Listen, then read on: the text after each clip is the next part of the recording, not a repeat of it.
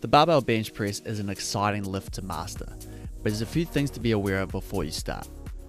Start by setting your rack height of your bench at an appropriate height for your limb lengths.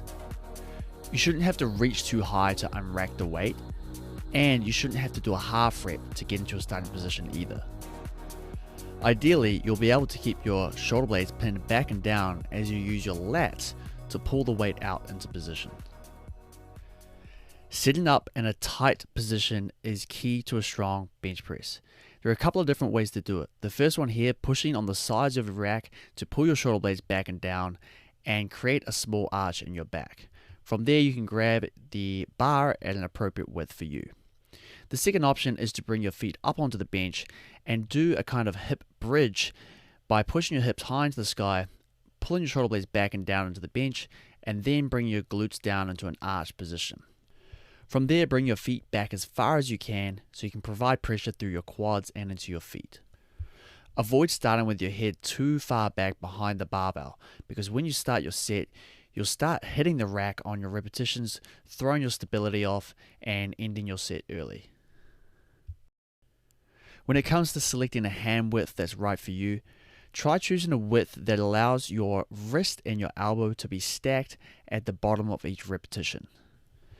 As you begin the descent, ensure that you're bringing the barbell to the highest point on your chest or your sternum.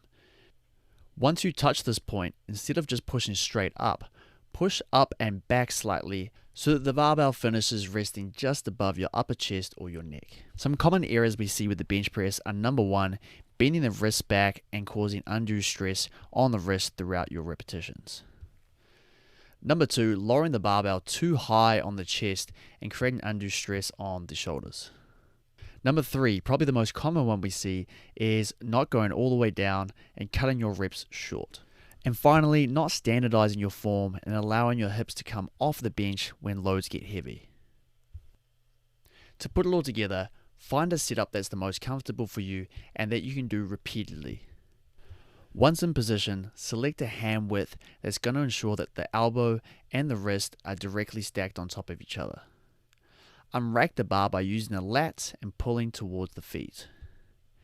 As you descend, drive the chest up towards the bar, touching just below the nipple line or on the sternum. As you press back up, drive the barbell backwards as you drive through the end of your shoes to utilize the quads. If you're pressing in the gym on your own and you don't have a spotter, one option to get out of a failed repetition is to roll the barbell down your body to the hips and then lift it off to the ground. However, this can be very uncomfortable with heavy loads. Instead, I recommend not using collars on the end of your barbell and doing a quick unload by dropping one plate off each side and then pressing the barbell back into the rack.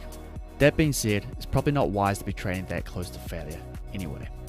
And to finish, make sure you put your weights away.